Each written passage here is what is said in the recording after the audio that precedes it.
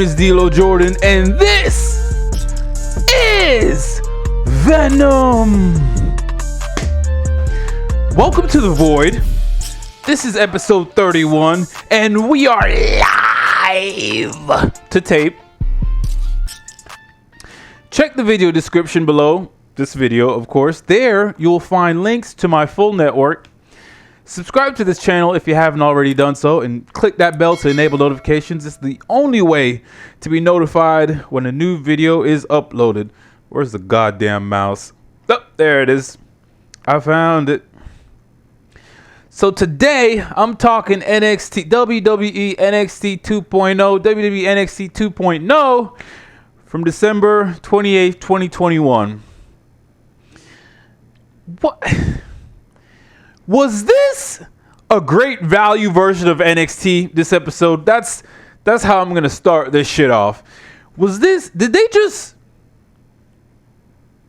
phone this shit? What was this? I watched this episode of NXT and I was left with the feeling that, they didn't bring it all. I'm not sure why. They didn't give me what I need, right? This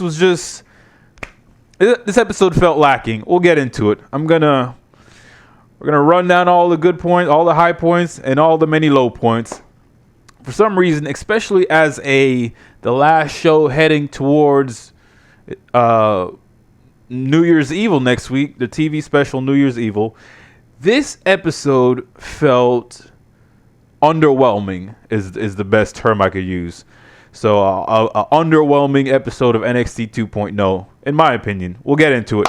Maybe going blow for blow will change my mind, right? So the show went on air with a shot of the arena, down south slang, like the little theme music, all the pretty colors. It's nice, or whatever. Suddenly, out comes Grayson Waller. This fucking guy, he comes out, grabs a microphone, and just starts talking shit. There's no interviewer or no one directing the program. This is just what happens on these modern professional wrestling programs. Somebody just walks out, grabs a microphone, and is allowed to just say whatever the fuck they want with no moderation or regulation or even anyone asking them questions. He just walks out there and starts talking shit. So that's what we're doing. Waller started off by trashing AJ Styles. They showed a video recap. Grayson Waller actually showed up on Monday Night Raw. That would have been Monday Night Raw from 12/27/2021. Grayson Waller showed up and had a little confrontation with AJ Styles. So they showed that. Someone high up in the NXT, someone high up on the NXT totem pole obviously sees a lot in Grayson Waller. I'm not quite there yet. Let's put it this way. He puts his sentences together just fine. Everything comes out all right. He gets points across, but his voice is more annoying rather than captivating. He's got a decent look. And oh yeah, he's 6'4". That fucking helps, doesn't it? He's 6'4". But I've still yet to be hooked by this guy. I've yet to be drawn in. I've yet to be really given a reason to give a fuck about the guy. Besides NXT's obviously pushing of Grayson Waller to the forefront, I'm not naturally gravitating towards the guy, so I don't know. So Grayson Waller transitioned from trash talking AJ Styles to trash talking Dexter Lumis. So he starts trash talking Dexter Lumis. Then he said, "I'm gonna wrestle somebody else, a suitable replacement. I've written here. Did I miss something?" The fucking guy starts trash talking Dexter Lumis. Then maybe I missed something. Then he said, "Oh, I'm going to face a suitable replacement." I guess because I rewound this and I watched it again. I guess maybe they're saying Dexter Lumis wasn't cleared to compete because Grayson Waller hit him with the chair last week. I don't know. I don't know what the fuck's going on here. This kind of lost me. So the suitable replacement comes out, and I am swearing to God to you, it's a black SUV with tinted windows, dark tinted windows. I shit you not. Music starts playing, and out comes an all black Chevrolet Suburban with fucking tinted windows, who the ring announcer, introduced as Odyssey Jones. So fucking Odyssey Jones comes out. He's a massive fucking human being. Like I said, he looks like a fucking GMC Yukon or fucking Chevy Suburban. He's a massive fucking human. He looks like an offspring of Mark Henry, if I'm being perfectly honest. So Odyssey Jones comes out. This big motherfucker. He gets in the ring, and Grayson Waller gets out and he just starts walking off. He bids this fucking shit adieu. Odyssey Jones comes out, gets in the ring, and Grayson Waller's like, well, no, didn't sign up for this. I'm out here. But Odyssey Jones grabs the mic. He grabs the mic and he calls Grayson Waller a bitch. And apparently, them's fighting words. Grayson Waller makes his way back to the ring. He gets in, and the fucking match gets started. So I'm like, from the get-go, I'm kind of iffy. I'm not feeling this choice of opponent for Grayson Waller because, you know, I was already kind of seeing the inevitable. Wade Barrett mentioned on commentary, they have footage of Odyssey Jones deadlifting 800 pounds. Jesus fucking Christ. That's like 1.5 big shows. I say big shows. Excuse me. Paul White. Remember him? Fucking Paul White from HR. FKA the Big Show. Right? So 800 pounds, that's like 1.5 big shows. That's a lot of fucking weight. So I feel like I'm watching this and I feel like I see some new motherfucker every week on this program. There's just like, oh, and here's this other guy we've been hiding. And here's this bitch who her daddy let come wrestle. Like, there's just newness every week. Just, oh, here's a new guy. Oprah's backstage. Here's a new wrestler. And you get a new wrestler. And so some new motherfucker every week on this program. This match went through a picture-in-picture commercial break. At this point, I'm like, this is a bad choice of opponent for Grayson Waller. If they're going to bring this fucking guy, Odyssey Jones, out, he needed to fucking just steamroll some guy in minutes. Not like, instead, here he was getting fucking pinned down and held down by NXT 2.0's next big villain.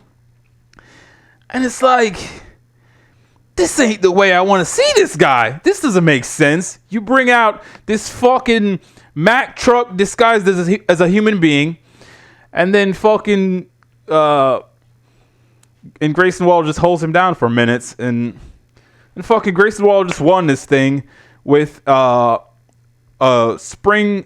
Waller's on the outside. He springs up over the bottom rope, does a roll through into a stunner of some description. This happened after Odyssey Jones charged into an exposed turnbuckle, right? So, you know, it's like, all right, he charged into an exposed turnbuckle. This big Mack truck charged into a turnbuckle and then got a fucking Stone Cold Stunner, and that's it, sayonara. So, for my first time seeing Odyssey Jones, this was a massive fucking fail. Just, Odyssey Jones, he should have never been in this. I'm sure they have a bunch of fucking other people that they could have just put in this position. So that was my biggest bugbear. It's just like, it shouldn't have been this guy. That was fucking stupid. Post-match, AJ Styles was on the screen. He pops up on the screen. He says he's going to be at NXT next week. He's showing up next week for the TV special New Year's Evil. AJ Styles is going to be in the building, and he wants to have a chat with Grayson Waller. So, boom. Next week, AJ Styles, Grayson Waller, confrontation. So that's happening. After that, we cut backstage for an interview with Cora Jade and Raquel Gonzalez, conducted by Mackenzie Mitchell. So fucking... I don't know who said it, but the Jade and Gonzalez, the pair of them, are teaming up against Toxic Attraction. And I've written here, oh great, a fucking Cora Jade match. Somebody, oh god damn it. A fucking Cora Jade match. I've written here, this ought to have the stench of a 2-week-old rotting buffalo carcass. So Gonzalez and Jade, they seem to agree that they could get along tonight, because that's the big fucking thing. That's the big fucking thing of this. Oh, they're teaming together. Can they get along? Can they coexist? Fuck off. Fuck off. No one wants to see, oh, can these two people be a team for tonight? No one wants to see that ever a fucking again in any form of professional wrestling. That's been done to fucking death. Fuck.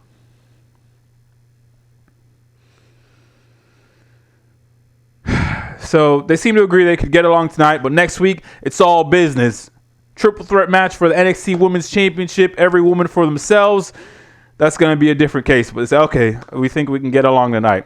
Who gives a fuck? Suddenly, Io Shirai walks in, and she says some shit. Then Kay Lee Ray walks in. Three names. Kay Lee Ray. She walks in, redheaded fucking bitch, and she says some shit. Then I am swearing to fucking Christ, Mandy Rose pops up on the screen. I've written here again with this. So Mandy Rose just definitely has some kind of in with either the production team or a powerful high-level hacker. The fuck is this? Why is everybody just plugged into the fucking poo? Oh, I'm on screen. Live fucking feed being beamed to the screen. How is this happening? How are we explaining this? The fuck?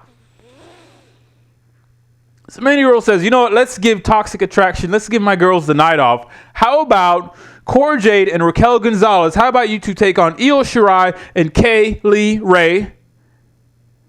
And the team that wins, those two will be in the triple threat match next week for the NXT Women's Championship. So we got a possibility here that Cora Jade and Raquel Gonzalez could be out, and Io Shirai and Kay Lee Ray could be in, right? So I'm sitting here going, nah, ain't shit changing about that triple threat match. Don't fucking piss on my leg and tell me it's raining.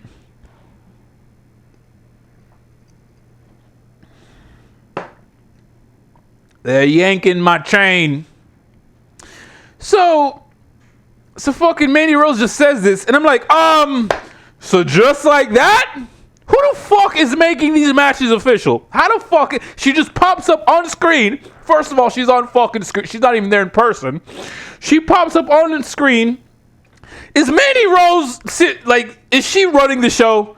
Can somebody explain just what the fuck is going on? She seems to have all omnipotent powers to pop up on screens in the back and just book whatever the fuck she wants. This lady just pops up on screen and just makes this match. How are these wrestlers just able to speak matches into existence? What the fuck is I've written here, what world is this? Who's in charge? Is there a commissioner or some kind of fucking all-knowing authority? Where's Adam Pearce? Where's Sonya Deville? Where's William Regal? What the fuck? So after that, Grayson Waller is shown walking through one of the back corridors. He's just running his mouth. He's talking shit direct to camera. And, the camera's backing up as he's walking.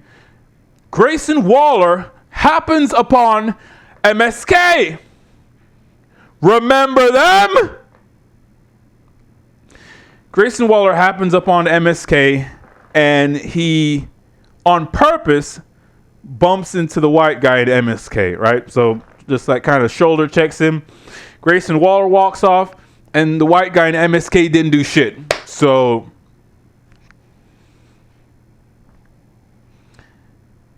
there was this weird video package, just like a bunch of B-roll footage of some chick, Tiffany something. I've got no clue. It just played. There was like scenes of her doing gymnastics and some other tennis and some other sports, and she's a high dollar shopper or whatever the fuck. And then it just ended. I have no idea what any of that was about. Tiffany something. Next, Zion Quinn is standing. He's talking direct to camera somewhere in the back, and he's talking about Carmen Sandiego or Carmen Electra or whatever the fuck her name is. He's talking some shit about her. He says something like, you tonight you got a choice to make. It's either me or Legado del Fantasma. So he's giving her an ultimatum, and you need to decide tonight, despite the fact that it's not been made clear that these two are in a relationship. They've just been doing this kind of weird flirting thing that actually seems to be to the detriment of the other person. So I don't know what the fuck's going on. I don't know what's going on. Now he's giving her ultimatum. It's me or Legado del Fantasma. She's going to stay with Legado del Fantasma. Who are you? I don't understand. So back in the arena, fucking MSK come out. Oh, God. They make their entrance, and it was just so fucking obnoxious, their entrance. MSK, after all the Riddle stuff, they're even further buried with me. This was just ridiculousness. At least the outlaw bullshit skits have done, like, at least those are not happening anymore, right? The fucking outlaw bullshit skits with Riddle, at least those are just no longer happening. So that's at least a positive. They started saying some shit, and I shit you not. Riddle pops up on screen. He pops up on the big screen in the fucking arena to say whatever. I could barely understand what the fuck he was saying. I am so sick and fucking tired of people just popping up on the screen. How? Just with no explanation. What the fuck is this about? I cannot. Like, this is killing me. I can't. When that happens, this is no longer real life. It becomes a fucking pre-produced written show. It just, because what the fuck? Just what the fuck?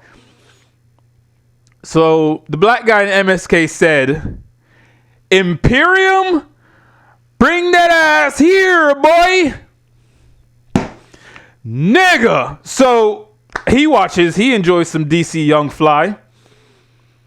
As soon as he says that, music starts playing, Imperium comes out. They make their entrance in German or Italian, whatever the fuck. Imperium and MSK have like a brief back and forth.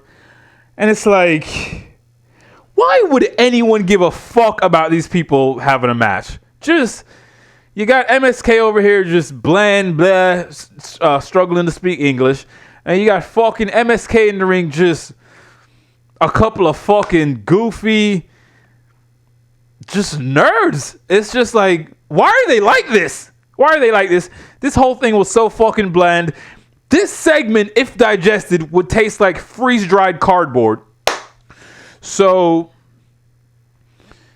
suddenly, I almost died. I almost fucking died. Walter pops up on screen. Walter, whatever the fuck his name is, he pops up on the goddamn motherfucking big screen. I've written here, God fucking damn it! God fucking damn it! Just what the fuck? Maybe there's something I don't know going on here. Maybe they have this shit all set up to where you can just like call a fucking FaceTime number and it patches you through live to the big screen, and then boop, you're live in the arena on the big screen. Just Everybody's doing it.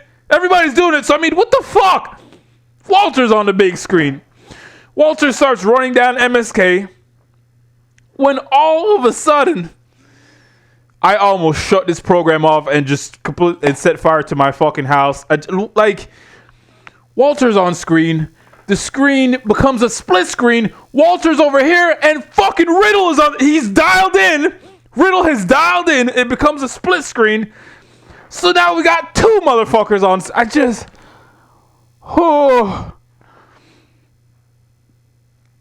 Oh my God. This shit's gonna give me high blood pressure. So you got Walter and Riddle. They're sharing the fucking big screen now. Riddle challenges for a 6-man tag. Imperium and Walter, or I guess Walter's part of Imperium. I don't know what the fuck's going on here. So them three versus MSK and Riddle next week at New Year's Evil. I just sat there feeling for the first time in my life like I could relate to Matt Hardy. Delete! Get this fucking shit off my screen. Delete! God damn, fuck everybody involved in this horse shit besides Walter. Fuck all these other 5 people. Imperium could jump off a fucking bridge.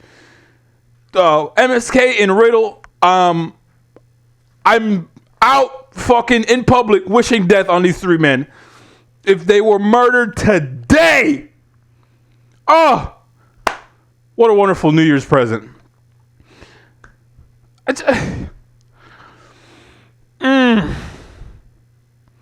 What horribleness. Just awfulness. Awful. I cannot say it enough. Awful. I will say it one more time. Awful. Next. Working up a sweat. Next, they showed a recap package of Harlan's attempted murder on Brian Kendrick. They cut to a break. Back from the break, Mackenzie Mitchell is conducting an interview with Idris Enofe. Enofe talked about how there's no better way to close out 2021 than getting his first win. So his win last week over Von Wagner. That was apparently his first win ever in history. So whatever. Suddenly, Von Wagner walks in and he starts saying, "Oh, it was a fluke." And, they start kind of arguing back and forth. Then some other black guy just walked in and said, "A win's a win, and I'm going to do the same tonight." So apparently, whoever the fuck he is having a match with Von Wagner.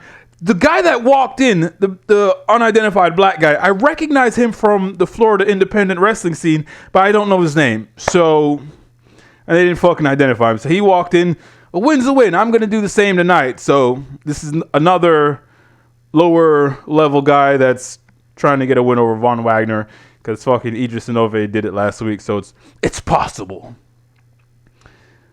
Von Wagner pie-faced the guy and says, "Who the hell are you?" Just fucking shoves him, palm shoves him, pie-faced him, and then commotion. Everybody's arguing. The unidentified black guy is trying to get at Von Wagner. Referees appear and a few referees appear and defuse the situation, and they cut away. Back in the arena, Harland and Joe Gacy are in the middle of the ring, just looking creepy as fuck. Then music starts playing. Brian Kendrick's music starts playing. Brian Kendrick's graphics pop up on the video wall and everything. Then the music stopped.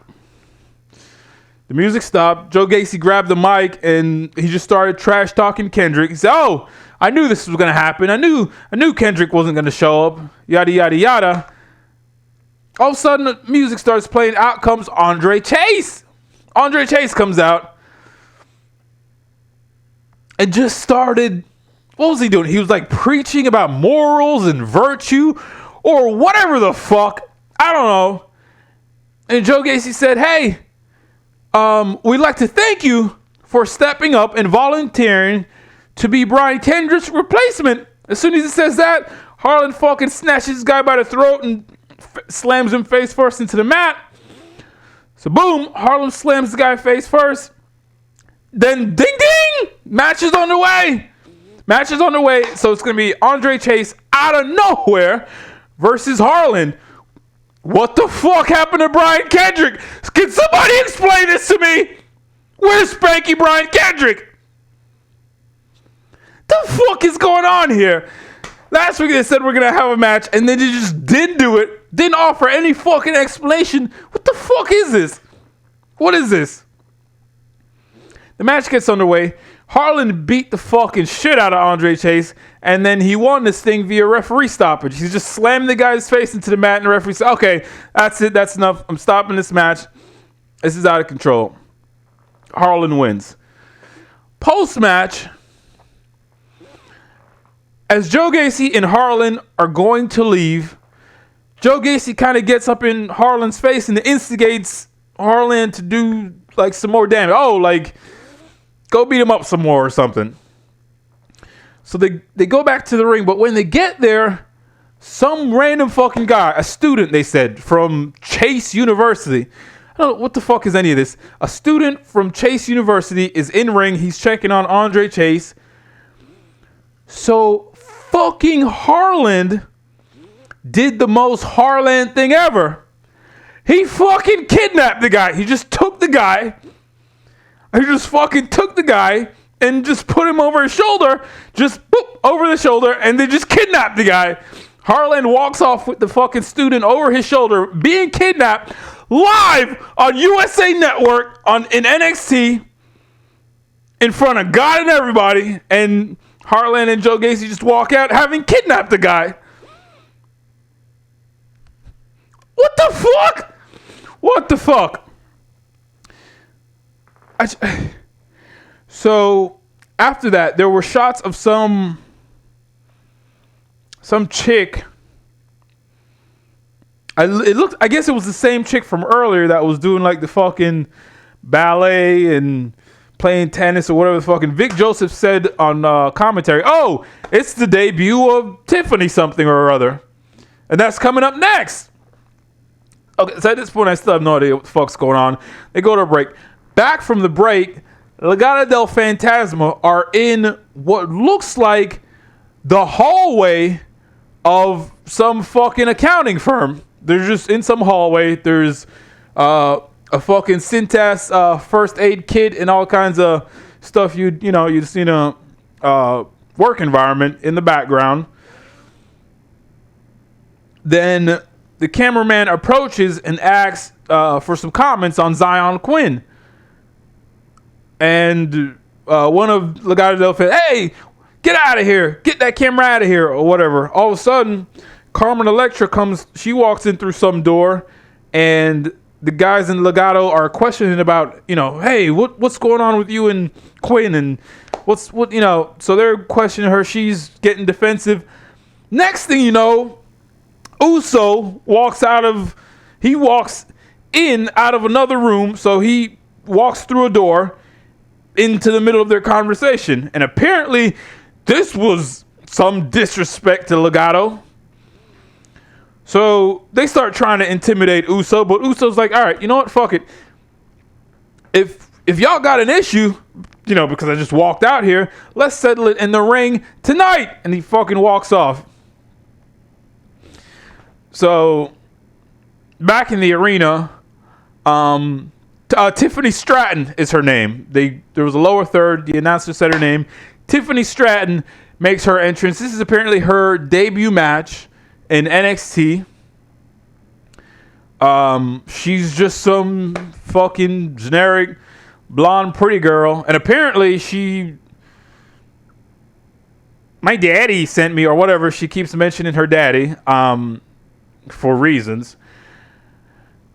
Stratton gets to the ring. Some chick's already out there. Fallon Henley was already in ring. Miss Already in ring was in ring. And they threw up a lower third to identify her, Fallon Henley. But no one said her name. The ring announcer didn't say her name. So you just saw Fallon Henley. And then Interpret that as you may. No one said her name because they don't give a fuck. So this match gets underway.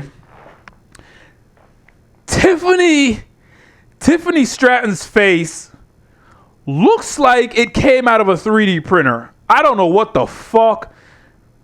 Yeah, her face looked 3D printed. So this fucking thing just transpired. It wasn't bad, rotten, or outlaw, but nothing impressive. It was just a match. They shot for 2 stars and executed that shit perfectly. There was nothing botched or crappy, but it just was. It did transpire. It did occur. And Tiffany Stratton won with a flatliner, which ain't even a real impressive finish. So, yeah, just a solid 2-star debut. And I've got absolutely nothing to write home about. So after that, they flashed the graphic. Oh, the contract signing for the title unification between Roderick Strong and Carmelo Hayes. That's coming up next, right? So kind of all night, they had been kind of asking the question, will Carmelo Hayes shows up? He's not at the building yet. Will he shows up? It's like, will he make the contract signing? And it's just like, what is this weird? Why are they doing this? Why isn't he just not there? It was weird. So I didn't really get, I guess they were trying to add some drama to it, but it didn't make sense. They go to a break. Back from the break, Tony D'Angelo had a little video package. It was kind of like showing some B-roll from last week and the attack on Pete Dunne, some shots of the match they had. And Tony D'Angelo was like laying down on a couch doing a voiceover. So you get some B-roll and then it'd cut to Tony D'Angelo on the couch. And he's basically just talking shit on Pete Dunne. Hey, that's what you get. I think at one point he called Pete Dunne the bully. So he's like, oh, that's what you got to stand up to bullies and bash him or whatever he said. So Tony D'Angelo, whatever. After that, we go back in the arena. There's a table set up with both the NXT North American Championship and the NXT Cruiserweight Championship belts on it. And Wade Barrett is in ring to moderate. So Barrett introduces Roderick Strong, and Strong comes out with the rest of the Diamond Mine. They got in the ring, and Malcolm Bivens started running down Carmelo Hayes and Trick Williams. He starts talking shit. Oh, we don't even know if they're going to show up. Da, da, da, da. This, that, and the third. Suddenly, music starts playing to interrupt, and Carmelo Hayes and Trick Williams comes out looking amazing. Just chef's kiss. They all started going back and forth. They did this little shtick where Trick Williams would say a bunch of shit, and then Malcolm Bivens would be like, oh, I got to translate. Because apparently what Trick Williams is saying is in Ebonics. Trick Williams is just speaking full Ebonics. And because the rest of Diamond Mine are white, they can't understand him. So the black guy, Malcolm Bivens, has to translate. So this was fucking nonsense. After the little fun and games, Carmelo gets serious. He fucking sits at the other end of the contract signing table, and he fucking cuts a serious promo on Roddy. Basically says he's going to unify the belts, and he's going to win and unify the belts and walk away with both titles or whatever the fuck. And then Roderick Strong responded and basically said, "Nah, I'm going to do that." And there was a nice little line in there where he said Carmelo is going to be known as Humbled Hayes. So then both guys just signed the contract, and then Carmelo Hayes and Trick Williams go to leave. But then Malcolm Bivens brought up how Trick Williams lost to Dexter Lumis last week. And apparently, whoa, you crossed the line. Trick Williams gets back in the ring to confront Malcolm Bivens. He gets up in Bivens' face. And then the Creed brothers snatch him, Trick Williams, they snatch him and put him through the fucking contract signing table while Carmelo Hayes is just standing outside the ring watching on, just like, well, he shouldn't have got back in the ring. This was weird. So this was weird. This was weird. This was the first segment where it was just like, that I've seen, involving Carmelo Hayes and Trick Williams, where I was just like, this was kind of mid, wasn't it? This was kind of mid. It would have been better if Carmelo Hayes and Trick Williams just left after the contract was signed, and maybe as Carmelo Hayes gets to the stage, just grabs a mic and turns and drops a nice little one-liner, and then they walk out. That whole scene where Carmelo Hayes is just standing there watching these people put Trick Williams through the table and not even trying to hop in and help his boy, it was just weird. It was just weird. This ain't like, that ain't real life. Just it was weird. It was weird and unnecessary. It was unnecessary. It didn't like, whoa, they put him through a table. It wasn't that. So they could have just left that out. Yeah, this was the first segment for me involving Carmelo Hayes and Trick Williams that just didn't hit. It didn't hit. It was mid. It was fine. Just this fucking episode. What was this? What was this? Did a bunch of people have COVID? What the fuck was going on here? This was weird. This was a weird episode.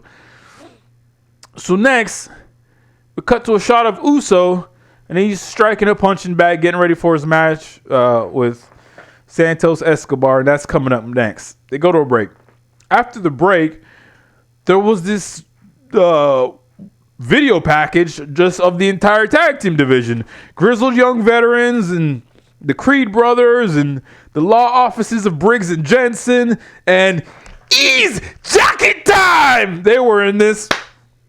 And it was just like, oh, tag turmoil in the tag team division. The ultimate goal is the tag team championship title belts that's currently held by Imperium. I don't know. This was just a little tag team hype package to remind you of just how rotten and awful everything with the tag team division has been, with fucking these motherfuckers stealing tag ropes and Jacket Time with their fucking cardboard announce table, and Jacket Time showing up on Lash Out with Lash Legend, and Briggs and Jensen going to a fucking country music hoedown or whatever the fuck. Just whatever the fuck. This has been a complete rat fuck fiasco of a tag division. The fuck's going on? The fuck's going on? So back in the arena, Solo Sikoa Uso is mid-ring shadowboxing, having just made his entrance apparently. Music's playing. They identify him, Solo Sikoa. I'm just going to call him Uso because he looks like Jey Uso. So whatever. Next, out comes Santos Escobar. He's accompanied by the rest of Legado del Fantasma.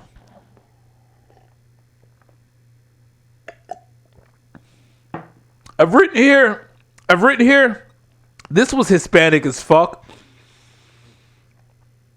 So here we're about to have a one-on-one match based on one guy just walking through a door. One guy walked through a door at an inopportune time.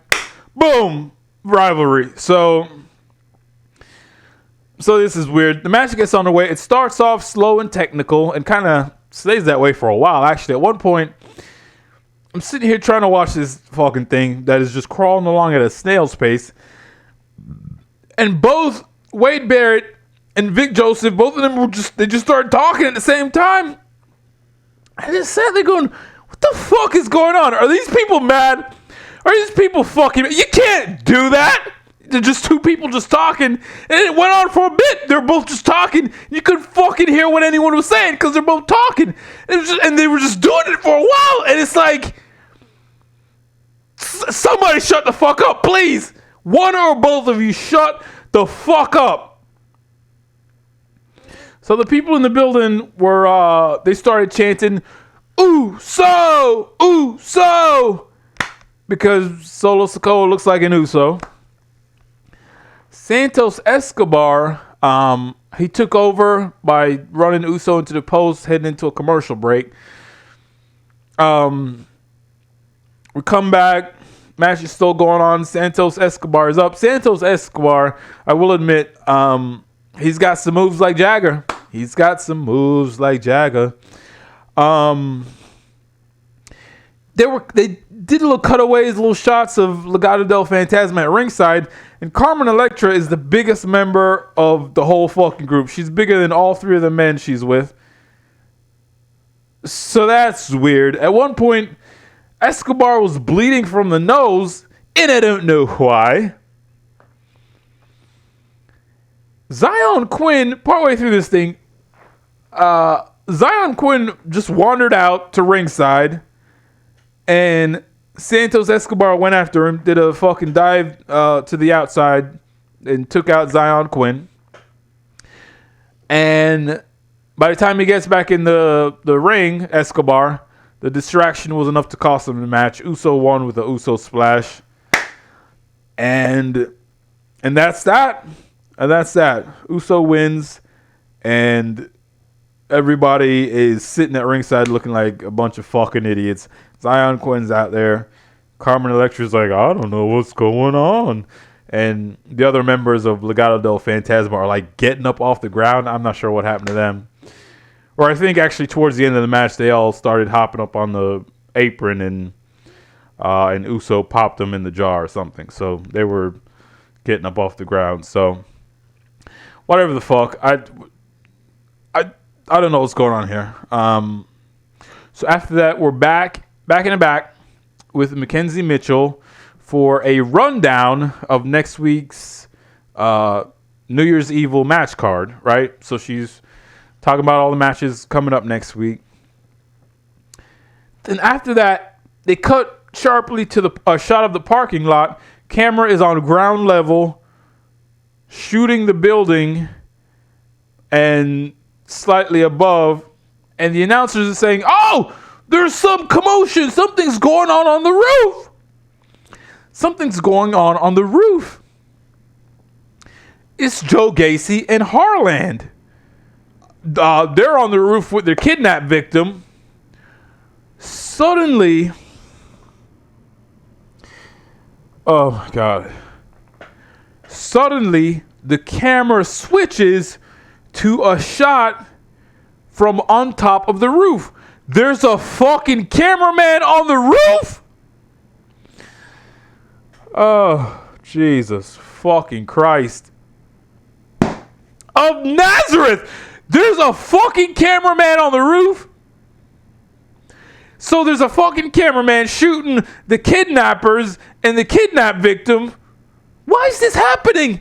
What in the flying, divine, sunshine, titty fuck?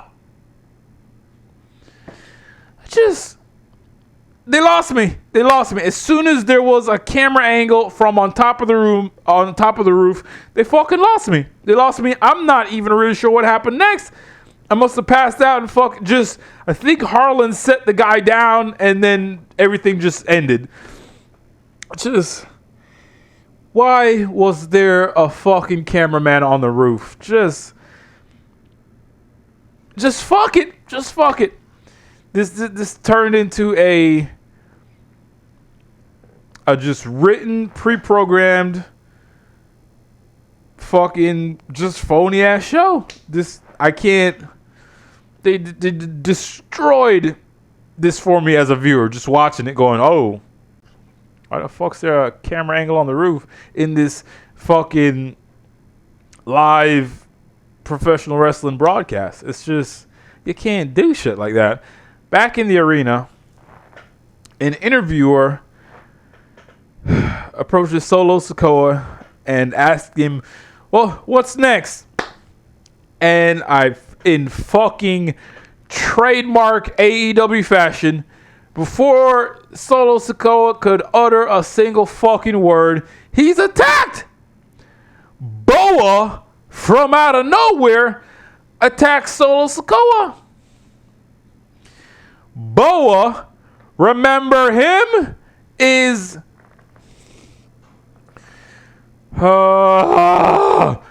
this is, I can't do it. I can't, my stomach is just rattling. Boa looks like a fucking clown. He's got his fucking face paint on. He just looks like a fucking clown. Him and his face paint and his mediocre wrestling ability. He's fucking mid. And then, so Boa attacks the guy. He's got on his fucking face paint and his whatever. Boa attacks the guy. And then they did this clunky fucking shot.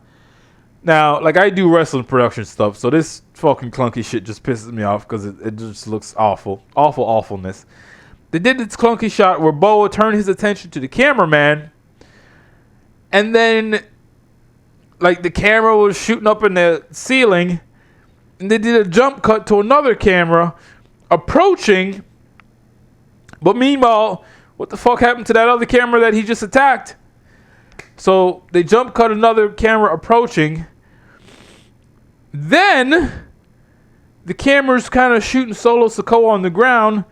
Then when the camera pans up, Boa doesn't have any face paint on, and he's looking confused. Did I do that? So I've written here, this was gay. This was fucking gay. I'm officially implementing a Boa rule. Much like with fucking Chris Statlander in AEW, who they announced her as being an alien from Andromeda or whatever the fuck. Anything involving fucking Boa, I'm fast fucking forwarding on site. I don't give a fuck. As soon as Boa's on the screen, I'm fast forwarding until he's no longer on the screen.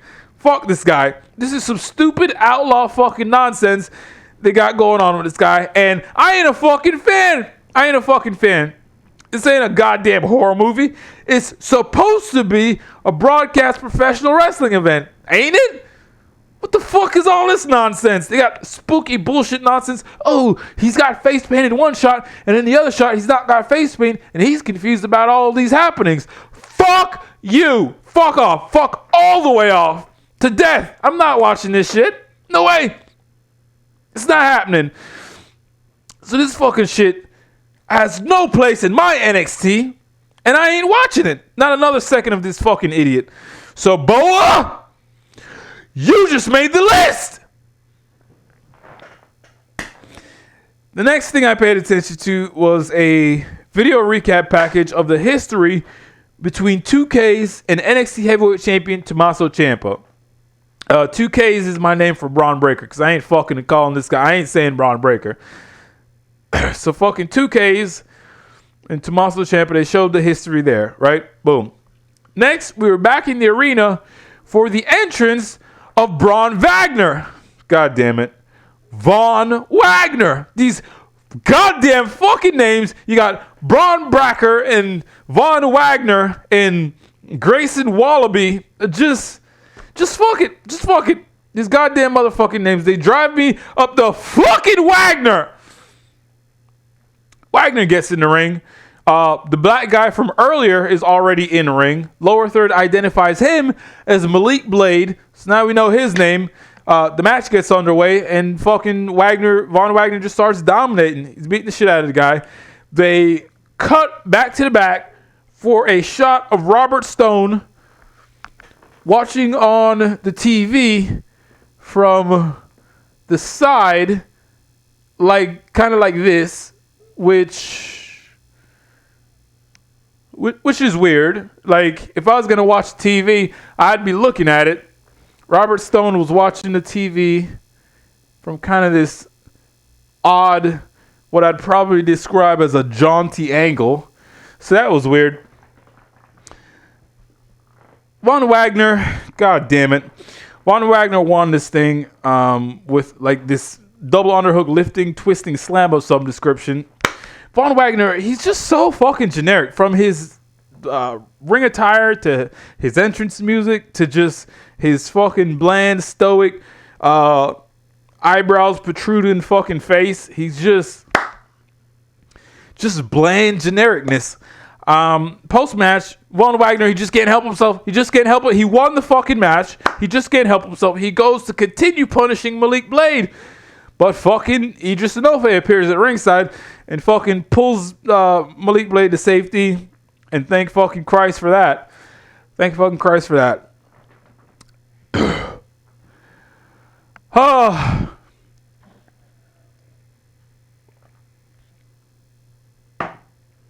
NXT 2.0, what have they done to my baby? They all but fucked the show up this week. I'm sorry. This was not a good episode, in my opinion. So after all that, it was main event time. Main event time. Raquel Gonzalez came out, and I've written here, baby got back. Baby got back, like actual back. She's got a very muscular back. Cora Jade was out next with her weird fucking skateboard entrance where she takes 2 pumps, skates down to the ring, but not all the way to the ring, and then she stops and just picks up the skateboard and takes off fucking running. So she did that. Io Shirai was out third, followed by Kaylee Ray last, right? So we got a tag team match going on here. Raquel Gonzalez and Cora Jade versus Io Shirai and Kaylee Ray for the winning tag team gets inserted into the triple threat match next week with Mandy Rose for the NXT Women's Championship. I don't think there was a single fucking person that believed for a second that Io Shirai and Kaylee Ray were gonna win and be inserted into that match. So this was just fucking yanking your chain. This match started off with Io Shirai and Cora Jade. Jesus fucking Christ. Jesus fucking Christ! Of Nazareth! I can't figure out why Cora Jade is employed.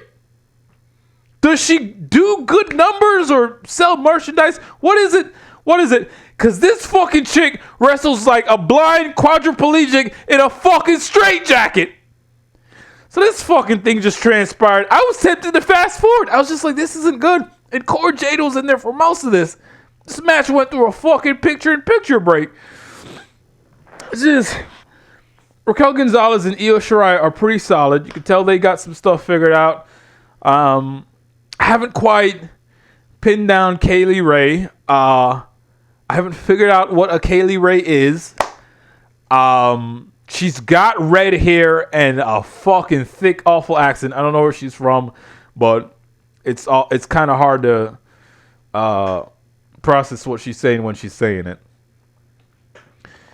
At one point, this fucking fiasco, you could see Io Shirai just calling spots and directing people off the top rope. I don't know what the fuck. It's just like this match just had too much Cora Jade. Cora Jade won this thing with a fucking roll up. I just turned the program off. As soon as the closing bell rang for this fucking thing, I just turned the fucking program off. If anything happened after that, I don't fucking know. Don't care. Just Cora Jade is ruining this program for me. This was probably my least favorite episode of NXT 2.0 since I started watching this. There were just too many people inexplicably popping up on screen. They did it like 7 times. The fucking shit with MSK and Imperium is completely forgettable. Just erase that shit from your head and you've missed nothing. Boa, that son of a bitch, has now officially been added to my terrorist do not watch list. So congratulations. Cora Jade is the personification of pissing on someone's leg and trying to convince them it's raining out. Just, you see, they're trying to present her as some kind of professional wrestler. Meanwhile, she looks like a baby deer trying to navigate a frozen body of water. It's horrible. It's fucking horrible. And I wish she would go away. Even the segment with Carmelo Hayes and Trick Williams was meh. I don't know what was going on this week. I wasn't a big fan of this episode at all.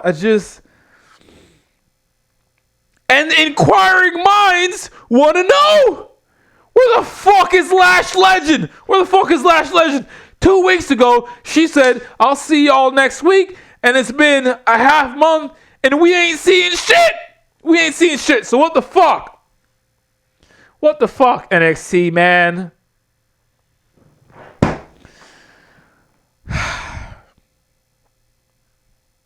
don't know what's going on.